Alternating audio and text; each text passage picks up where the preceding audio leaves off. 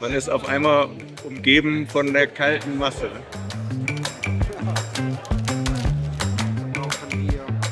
Von da oben geht's direkt in meine Blutbahn. 2 Tage Live Summit liegen jetzt hinter mir. Ich habe einiges darüber gelernt, wie ich gesünder leben kann, aber vor allem auch, wie ich mich besser fühlen kann. Ich konnte jede Menge Produkte und Behandlungen ausprobieren, von Nahrungsergänzungsmitteln über Sauerstofftherapien bis hin zu Infusionen. Ein paar davon würde ich auf jeden Fall wieder nutzen. Für andere würde ich ehrlicherweise nicht mein Geld ausgeben. Was die Highlights waren und auf welche Sachen ihr getrost verzichten könnt, in diesem Video findet ihr es raus. Wir sind angekommen, erster Tag vom Live Summit in Berlin. Nebenan war gerade die Eröffnung. Ich bin super gespannt, was uns hier erwartet die nächsten 2 Tage. Auf jeden Fall interessante Vorträge, aber auch jede Menge Aussteller und sogar ein paar Live-Behandlungen, also Injektionen, Eisbaden. Mal gucken, was da alles auf uns zukommt. Ich habe das Glück, jetzt Andrea bei mir zu haben. Andrea ist Ärztin, Unternehmerin, seit kurzem sogar Gastprofessorin zum Thema Longevity. Du bist eine der Mitgründerinnen vom Live Summit. Ja. Was hat dich dazu gebracht, das mit ins Leben zu rufen? Ja, wir wollen einfach gerne Longevity und das ganze Thema darum zum Anfassen ermöglichen. Und hier ist es vor allen Dingen wichtig zu zeigen, es geht hier nicht um die reine Langlebigkeit, sondern es geht darum zu leben, deswegen Live Summit. Es geht darum, welche Möglichkeiten haben wir, damit wir ein erfülltes, glückliches und vor allen Dingen gesundes, vitales Leben haben. Und wir wollten eben gerne neben all den tollen wissenschaftlichen Konferenzen, die so existieren, eine Konferenz gestalten, die nicht nur wissenschaftlich und nicht nur im Lifestyle ist, sondern beides miteinander kombiniert, sodass jeder auf seinem Interessenslevel und Wissenslevel einfach das ganze Thema Gesundheit, Lifestyle, Life Science erleben kann. Wie viele Leute tummeln sich denn hier ungefähr die nächsten 2 Tage? Wir haben insgesamt 1400 Gäste. Wir sind total glücklich. Dieser Zuspruch, diese Neugier von allen aus den unterschiedlichsten Bereichen, von Yoga über Sport, über Breathwork, über Psychologie, über Emotionen, über Mindset, über Meditation. Was würdest du sagen, ist was eigentlich jede Person nehmen sollte? Bei uns ist bei Molecular ein super großes Thema ist NAD+. Da haben wir verschiedene Vorläufer, verschiedene Produkte im Angebot. Einen NAD-Test zu messen haben wir auch. Das ist, glaube ich, ein super wichtiges Thema. Es macht immer Sinn, das Ganze zielgerichtet zu machen, wirklich auf den Bedarf abgestimmt. Man sollte ja immer das Ganze messen, machen. Einfach mal testen, wo hat man Bedarf, dann supplementieren. Hattest du bis jetzt ein Highlight auf dem Summit? Irgendwas, was dich besonders gepackt hat? Ich war bei Avia, da habe ich schon etwas ausprobiert, Collagen Activator. Und ich hatte auch einen Mushroom Kaffee, das war auch mit Mushroom gemixt. Der soll beruhigend wirken fürs Nervensystem. Hat er dich beruhigt? Hat mich sehr beruhigt. Ich hoffe, ich wirke entspannt. Total. Jetzt haben wir schon über Supplements geredet. Was sind denn so deine Top 3 Supplements, auf die du schwörst? Ja, ganz klar Vitamin D, Omega-3 und Magnesium. Also das sind die Must-Haves. Vitamin C, Coenzym Q10 und Kurkumin. Also ist quasi so ein kleiner Wellness-Beauty-Shot für den Morgen, gut fürs Immunsystem, gut für die Zellen. Lecker. Kann man gut trinken. Ja. Also ich fand es ziemlich lecker. Hier sind noch 2. Tim, willst du auch mal probieren? Und was sagst du? Cocktail, Salatdressing. Ich stehe jetzt mit Dr. Rezepa. Wie kommen Sie denn zu dem Thema und was genau bieten Sie hier an heute? Wir haben eine einzigartige Infusion entwickelt. Das ist ein Zweikammersystem. Sie haben eine Vitamin-Aminosäure-Mischung und eine Kochsalzmischung, die dann infundiert werden. Und der große Vorteil davon ist, sie umgehen den Magen-Darm-Trakt. Also all das, was wir in die Beutel packen, kommt in Ihrem Körper an. Das heißt, die maximal mögliche Bioverfügbarkeit. Die maximale Bioverfügbarkeit, ganz genau. Wie lange dauert das denn jetzt ungefähr? Wie lange muss ich mich da gleich hinsetzen? Wir sind so zwischen 10 und 15 Minuten, müssten Sie Zeit mitbringen und dann dürfte das durchgelaufen sein. Wie häufig muss ich sowas ungefähr machen? Pro Monat, pro Woche, damit ich einen langfristigen Effekt habe? Sie sollten das so alle 4 bis 6 Wochen machen. Wir haben aber, um so eine Auffrischungsdosis zu erhalten, in der Entwicklung so gut wie fertig, werden wir mit einem Pen kommen, den Sie einmal die Woche benutzen können, den Sie individuell gestalten können und dann auch individuell applizieren können. Das ist jetzt wahrscheinlich der Teil, der für die meisten am wenigsten angenehm ist. Ich kann da ehrlicherweise auch immer nicht hingucken, aber ich vertraue ihr da. Okay, los geht's. Okay, jetzt geht's los. Von da oben geht's direkt in meine Blutbahn. Bis jetzt merke ich noch gar nichts. Der Pix war natürlich ein bisschen unangenehm. Ich weiß nicht, ob ich das jetzt wirklich alle 4 bis 6 Wochen machen wollen würde. Aber der Effekt ist es vielleicht wert. Guido, du bist Arzt, Unternehmer und einer der Mitgründer vom Live Summit. Und was würdest du sagen, ist das Wichtigste, was die Leute hier mitnehmen aus den 2 Tagen? Ich glaube, als allererstes, hoffentlich nehmen Sie so ein Stück weit Inspiration auch mit, weil wichtig ist, dass man die Themen nicht nur aus der Angst heraus macht. Ja, also wenn immer nur denkst, jetzt muss ich auch noch das machen und das noch, ich müsste gesunder sein, dann ist das ganz schön belastend. Und das kommt schnell auf bei diesen Themen, weil jeder erzählt ja halt, du kannst das noch optimieren. Und deswegen glaube ich, Inspiration, sich sozusagen Bock und Lust auf das Thema zu haben und dann natürlich die praktischen Dinge, die man dafür tun kann. Hier habe ich gerade gelesen von mitochondrialer Verjüngung. Klingt ein bisschen kompliziert, aber wenn euch Mitochondrien was sagen, das sind die Kraftwerke in unseren Zellen, dann klingt das natürlich sehr spannend. Also die sollen verjüngt werden. Keine Ahnung, wie das funktionieren soll. Schauen wir es uns mal an. Jetzt habe ich Hirscher bei mir.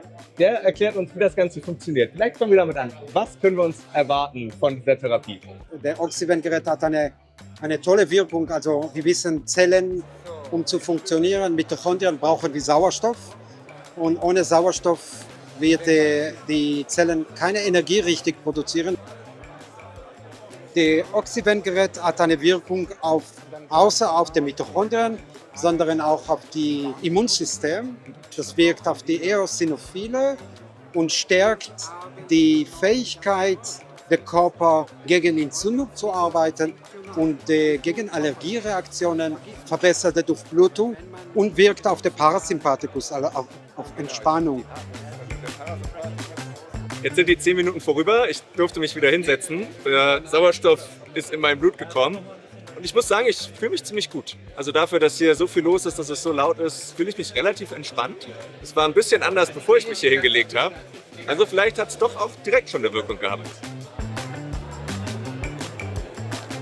Mittlerweile ist es Nachmittag, schon eine ganze Weile hier zu den Ständen gelaufen, hoch, runter, links, rechts. Ich glaube, so langsam wird es mal Zeit für eine Pause. Wir haben hier die Starpool liegen. So ein bisschen wie ein Wasserbett. Man soll da drin floaten, also so ein bisschen schweben in der Luft. Mal gucken, wie es ist. Ich hoffe, ich komme ein bisschen runter da drin und können wir mal ein bisschen entspannen. Also hier haben wir ein Bett, das Dry Floating bietet. Also das Floating im Salzwasser kennen wir vielleicht. Hier haben wir dasselbe im trockenen Zustand. Wir haben 400 Liter Wasser. Wir legen uns auf eine Plattform, die sich absenkt und schweben dann schwerelos in warmem Wasser. Und ich muss mich nicht ausziehen, ich brauche kein Handtuch, ich kann da einfach direkt so rein. Genau, Schuhe aus und dann geht's schon los. Und jetzt habe ich gesehen, ihr habt eine mit warmem Wasser und eine mit kaltem Wasser. Was macht die mit kaltem Wasser? Die mit kaltem Wasser simuliert eigentlich den Cold Plunge, also das Eisbecken, das wir so klassisch kennen, wo wir uns ausziehen und reinlegen. Wir sind hier auch wieder dry unterwegs, das heißt, wir werden nicht nass. Wir können einfach nur Schuhe ausziehen, dann je nach Belieben bis auf die Unterwäsche ausziehen und uns dann reinlegen. Aber man kann das auch angezogen machen, um sich so langsam an die Kryotherapie zu gewöhnen. Das heißt, ich kann jetzt einmal in die Entspannung und mich dann wieder aufwecken im Eisbad. Genau, dann bist du fit für den Abend. Man sieht die Gänsehaut. Also es war auf jeden Fall kalt. Aber ich muss sagen, am Anfang war es ein bisschen wie im Winter im T-Shirt rausgehen. Also kalt, aber nicht allzu kalt. Nach 2-3 Minuten wird es dann aber schon wirklich eisig. Aber ich fühle mich super. Endorphine sind ausgeschüttet. Ich fühle mich viel, viel fitter als vorher. Cooles Teil.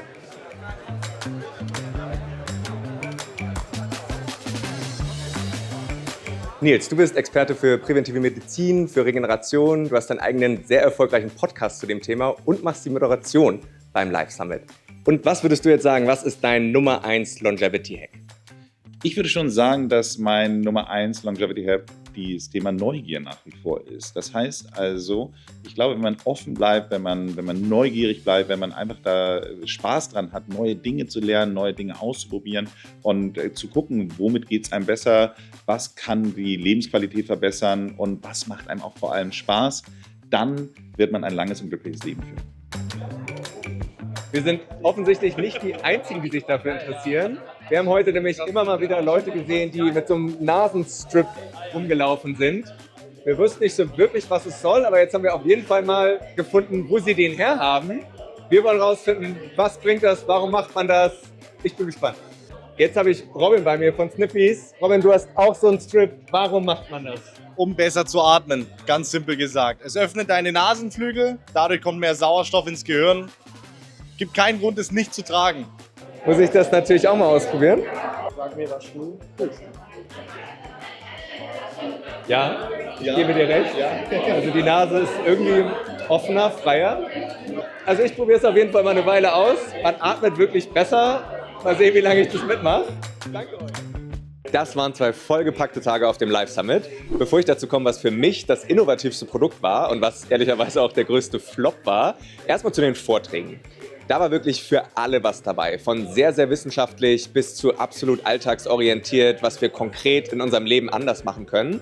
Ich habe da einiges mitgenommen für meine Gesundheit und Wohlbefinden. Am spannendsten davon fand ich den Vortrag von Timo Osterhaus. Da ging es um Biomarker, also Blutwerte, was wir daran heute eigentlich falsch machen, warum vielleicht auch manche Referenzwerte, die ihr beim Arzt so bekommt, totaler Quatsch sind.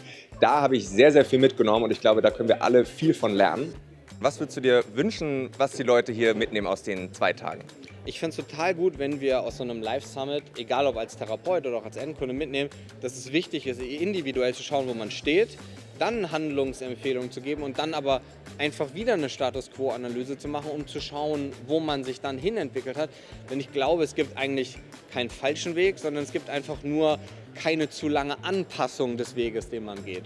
Was waren die 3 größten Trends? Ganz vorne dabei für mich war das Thema Messung. Da ging es immer wieder darum, Blutwerte messen, damit man wirklich weiß, was macht man eigentlich? Was bringt wirklich was? Welche Nahrungsergänzungsmittel wirken? Welche Änderungen in eurem Lebensstil bringen wirklich was? Das ist sehr, sehr schwierig, wenn man nicht zumindest einmal seine Werte im Grundlevel misst und dann über die Zeit immer wieder schaut, was bringen eigentlich die Sachen, die ich so mache. Trend 2. Das waren für mich Infusionen. Dabei geht es darum, nicht wie bei Nahrungsergänzungsmitteln über Kapseln und den Magen zu gehen, sondern direkt in die Blutbahn. Das heißt, die Stoffe, die in so einer Infusion sind, die kommen direkt beim Körper an und können dort viel besser verwertet werden. Das ist für mich ein sehr, sehr interessanter Trend, aber natürlich für die meisten ein bisschen komisch mit Nadel. Man muss zum Arzt, zur Ärztin dafür. Da gibt es dann aber die sogenannten Smart Pens. Die kann man auch zu Hause benutzen. Das sind Stifte mit einer kleinen Nadel drin.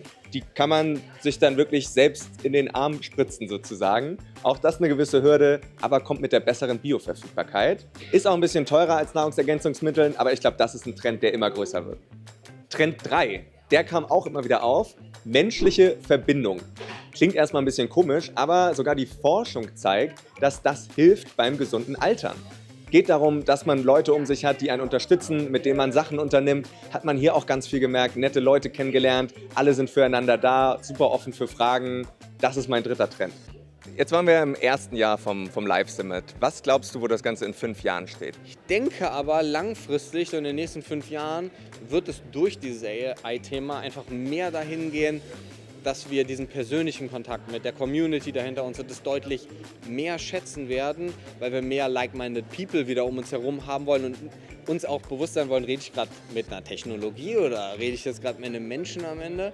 Und ich glaube, das wird langfristig super relevant werden. Wir machen schon so bei uns in der Akademie seit 5 Jahren Community riesengroß. Aber ich glaube, es haben ganz viele noch gar nicht diesen Mehrwert dahinter verstanden, weil, sind wir mal ganz ehrlich, Hand aufs Herz, auch wenn ich selber Ausbildung anbiete, am Ende ist es oft gar nicht primär das Wissen, was dich weiterbringt, sondern die Menschen, die um dich herum sind, die den Weg mit dir gehen. Und dadurch kriegst du deutlich weniger Steine in den Weg gelegt und kannst viel schneller dahin gehen, wo du eigentlich hingehen möchtest. Was war für mich die beste Treatment-Erfahrung? Einiges habe ich ausprobiert. Was am Ende bei mir wirklich hängen geblieben sind, das sind die erwähnten Infusionen. Da habe ich mich danach tatsächlich fitter gefühlt. Ich weiß nicht, wie viel davon Placebo war, aber das ist was ich auf jeden Fall nochmal ausprobieren möchte. Kommen wir jetzt aber zum innovativsten Produkt. Einige Sachen habe ich hier gesehen. Das Allerspannendste dabei, 1-MNA. Vorher noch nie gehört, bisschen komplizierter Name, erinnert vielleicht an NMN oder andere NAD-Booster. Und das ist es im Prinzip auch, soll aber noch weitere Effekte haben. Ich muss mich noch mal ein bisschen mehr mit der Forschung dahinter beschäftigen. Ich habe Kapseln mitbekommen als Probe. Die werde ich jetzt mal eine Zeit lang nehmen und auf jeden Fall berichten, ob es was gebracht hat, wie ich mich gefühlt habe. Und wir kommen zum größten Flop. ist vielleicht ein bisschen hart formuliert, aber die Liege, auf der man floatet, dabei ein bisschen Wärme und Musik hat, braucht man das wirklich? Ich habe mich zwar ein bisschen entspannter danach gefühlt, aber das wäre wahrscheinlich genauso gewesen, wenn ich mich einfach zum Meditieren hingesetzt hätte. Sie hatten das Ganze aber auch in der kalten Version, sozusagen Eisbad mit Klamotten. Das hat mich wirklich erfrischt. Danach habe ich mich besser gefühlt. Das lohnt sich, glaube ich. Ein anderer kleiner Flop oder was vielleicht ein bisschen unnötig ist, sind diese Beinkompressoren. Ob ich dafür jetzt 500 € ausgeben würde, ich weiß es nicht. Es hat vielleicht ein bisschen was gebracht, aber der Preis wäre es mir, glaube ich, nicht wert. Ich denke, am Ende ist es am wichtigsten, die Sachen selber auszuprobieren und zu schauen, was für einen persönlich passt. Dazu habt ihr nächstes Jahr die Gelegenheit beim Live Summit 2026. Vielleicht laufen wir uns sogar über den Weg. Lasst mich aber erstmal in den Kommentaren wissen, ob ihr welche von den Produkten oder Behandlungen schon kennt und ausprobiert habt oder ob ihr Fragen habt. Bis zum nächsten Mal, euer Sebastian.